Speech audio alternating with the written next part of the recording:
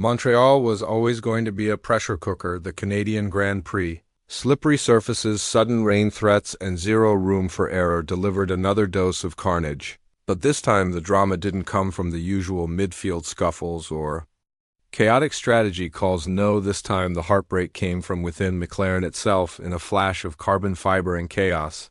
Lando Norris and Oscar Piastri, teammates turned rivals, collided in one of the most dramatic intra-team battles of the season. So far, what happened on track was shocking enough, but what wasn't shown on camera tells an even deeper story. Emotions boiling over team members left stunned, and Andrea Stella's face going completely pale as his two drivers nearly threw away a double points finish. This wasn't just an accident.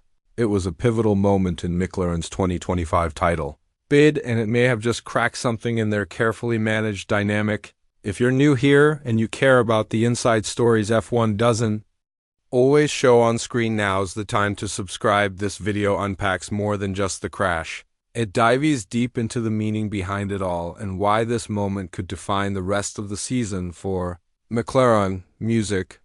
Let's begin with the visible. George Russell's lights to flag victory from pole was a milestone for Mercedes and a moment of pure redemption. But somehow it wasn't the biggest story, because while Russell raised his first winner's trophy of the season, the real narrative was unfolding further down the grid, right at the heart of McLaren. This was a battle that had been quietly simmering for months. Lando Norris and Oscar Piastri, two drivers who've largely coexisted in harmony, suddenly became the most volatile pairing on track, and it all blew up in spectacular fashion during the closing laps of the Canadian Grand Prix. It started with strategy. After early stops and mid-race tire switches, the McLarens found themselves in striking distance of third-place rookie Kimi Antonelli. Piastri was closing fast. Norris was even faster. The British driver had paced DRS and a championship deficit he was desperate to erase. Norris made the first big move, lunging down the inside of turn 10, bold, clean, aggressive. It caught Piastri by surprise, but the Australian wasn't about to give up. He used DRS down the back straight and dived back under, breaking into the final chicane. For a moment it was poetry. Two evenly matched drivers, wheel to heel, no contact, but then came the breaking point. Norris, having lost the position again, activated DRS up the pitch straight and saw a sliver of daylight on the inside line into turn 1. That line was narrow, too narrow, but with full commitment he sent it anyway. The gap closed. The cars touched, and within seconds Norris's front wing disintegrated against the pit wall. He slid off. Terminal damage confirmed. Race over. Piastri survived, but only just. He managed to limp to fourth. What should have been a high-scoring day for both McLarens had instead become a self-inflicted wound. Now let's examine the why.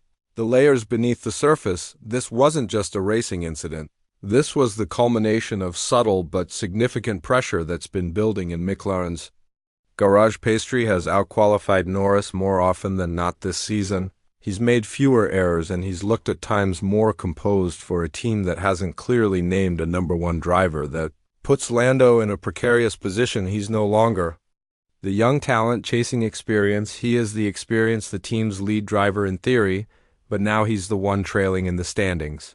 And with the entire world watching, he made a snap decision, one that now defines his season. Sky Sports commentator David Croft immediately remarked that this was bound to happen. It echoes the memory of 2011, the infamous Button-Hamilton collision at the same track in the same team colors.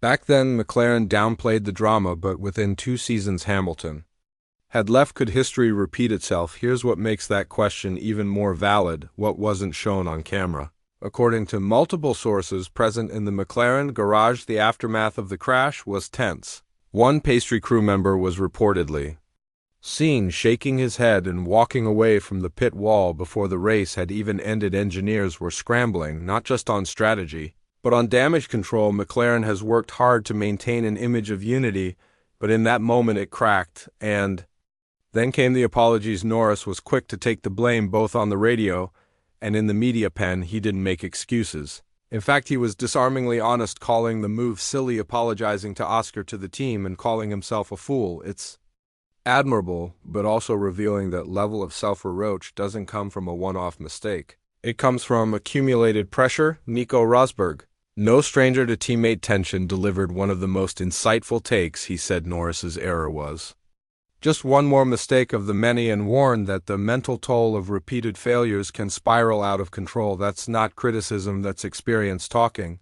And for Norris, who's still chasing his first F1 win, that spiral could become very real. Oscar Piastri, ever the stoic figure, remained composed. He said he hadn't seen the incident, but accept Lando's apology. He insisted there were no bad intentions and that the racing was fair until it wasn't. That's the public version behind closed doors. It's harder to believe everything is so clean-cut. McLaren's team principal, Andrea Stella, made it clear this should never have happened. That's not a comment you make lightly. Stella's tone was calm, but the message was loud. McLaren has rules. And rule number one is don't hit your teammate. That rule was broken, and even if Norris has the humility to admit it, it still has consequences. Championship-wise, this changes everything. Norris's DNF puts him 22 points behind Piastri. That's not insurmountable, but it's enough to shift the internal calculus. If you're McLaren, you now have one driver with consistent results and one driver who just cost the team dearly. Do you let them keep racing, or do you start issuing quiet instructions? That's the million-dollar question publicly. Stella says the team principles remain the same privately. It's hard to imagine McLaren letting this slide without some form of recalibration, whether that means team orders or just a reassertion of internal pecking order. The dynamic has shifted, and here's the wild card. How will Lando respond? Will he rebound stronger, more focused, less impulsive? Or will this mistake haunt him, confirming every creeping doubt he's been carrying this season? It's worth noting that Norris has always been a team-first driver. He genuinely loves McLaren, but loyalty doesn't erase ambition, and if the team starts leaning toward Piastri, the psychological toll could escalate fast. F1 isn't just about pace, it's about timing, psychology, and perception. Right now, the perception is this: Oscar Piastri is calm, composed, and climbing. Lando Norris is fast, emotional, and cracking under pressure. McLaren will have to manage this situation with surgical precision if they want to avoid another implosion like the Hamilton Button era. So here's the big question: has Lando Norris just sacrificed his championship bid and possibly his long-term McLaren status with one desperate move, or is this just a bump in the road for a driver still maturing under pressure? What's certain is this: McLaren's internal harmony is no longer guaranteed, and with 14 races still to go, this story is far from over. Let me know in the comments.